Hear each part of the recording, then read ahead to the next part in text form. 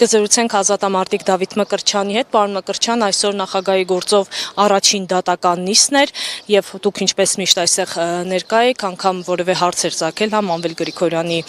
հետ կապված նախագահան խնդրեց, որպեսզի դուք պարզաբանեք, որովհետեւ այդ ժամանակ եղել եք Մանվել Գրիգորյանի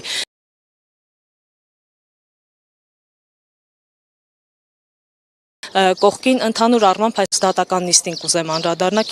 ինչի նորից փորձում են թիրախավորել երրորդ նախագահին։ Որովհետև Հայաստանի ամենաուժեղ տղան երրորդ նախագահն է, ու 18 թվին պատահական չի, որ առաջի հարվածը տվեցին իրան։ Առաջի հարվածը խփեցին Հայաստանի ամենաուժեղ տղուն Սերժ Սարգսյանին, նրանից հետո արդեն Մանվել Գրիգորյանին ու մնացած ուժեղ տղեկին այդ ամեն ինչը արեցին, որ հանձնեն Արցախը։ Հիմա Հայաստանը հանձնելու խնդիր կա ու էլի առաջինը պետքա խփեն ամենաուժեղ տղուն Հայաստանի։ Ով այդ տղեն Սերժ Սարգսյանն է։ Այս դատական process-ները այդ դրա համար է, պետքա խփեն ամենաուժեղ տղուն, որ կարողանան իրանց կեղտոտ գործը տանեն։ Բայց մենք վստահ ենք, որ մենք ենք հաղթելու, ես համենայնպես հավատում եմ ու վստահ եմ, որ մենք ենք հաղթելու։ Եվ այդ Մանվել Գրիգորյանի դրվագի հետ կապված կխնդրեմ եւս մեկ անգամ պարզաբանեք։ Հարցեք, ես ասեմ, ես Մանվել Գրիգորյանի կողքն եմ եղել վերջի օրերին, Մանվել Գրիգորյանի ամենամոտիկ մարդն եմ եղել վերջի օրերին 18 թվից այսքոմ, ու այդ թեմայով մենք շատ ենք խոսացել։ Ինչն է պետք ասեմ, որ հարաբերությունները երրորդ նախագահան եղել է Մանվել Գրիգորյանի ամենամոտիկ մարդը։ Մանվել Գրիգորյանի կյանքում եղել են մոտիկ մարդ, Սերժ Սարգսյան ու Վազգեն Սարգսյան, ամենամոտիկ մարդիկ, որ ինքը սենց ասեմ, իրանցից ենքոն ոչ մեկին պրիզնատ չեկե, անկախ պաշտոնից ու դիրքից։ Սերժ Սարգսյան ու Վազգեն Սարգսյանը, Սերժ Սարգսյանին ինքը հարգել է մի ուրիշ ձևի, Մանվել Գրիգորյանը, կոնկրետ իրա այդ կալանավորման վերաբերյալ անձամբ Մանվել Գրիգորյանն ինձ պատմել է, որ ինքն է դիմել հանրապետական կուսակցությանը, որ կողմ քվեարկեն, դրա մասին գրավոր թուղթել կա, որ կողմ քվեարկեն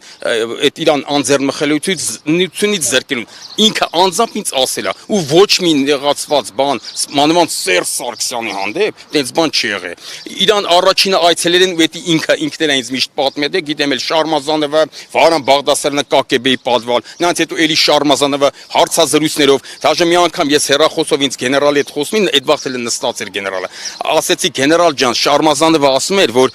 բարև էր ու ասում էր, այս պայն չեմ խոսում էլ քո համար, որովհետև փաստաբաններից մեկը ինձ ասել է,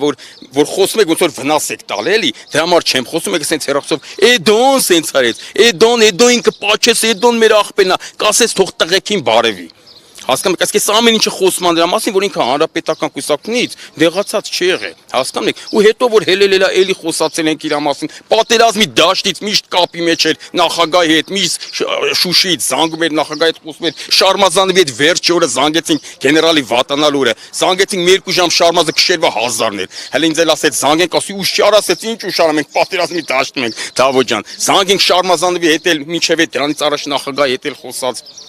Ուզում եմ ասեմ, այս հարաբերությունն է եղել Սերժ Սարգսյանի ու Մանվել Գրիգորյանի միջև, հանրապետականի ու Մանվել Գրիգորյանի միջև այս հարաբերություններն եղել։ Կողքից խի են խառնում, ես չեմ հասկանում։ Ուզում են խառն ու սրանով, ես այն անգամ էլ ձեր մոտից ասեցի, Լուսինե ջան, սրանով ավելի շատ վնաս ուզում են տան Մանվել Գրիգորյանին, որովհետև Մանվել Գրիգորյանը հիմա հերոսացման ճանապարհին է։ Հայ ազգի մեջ կա, չէ՞, գնա մեռի, արի,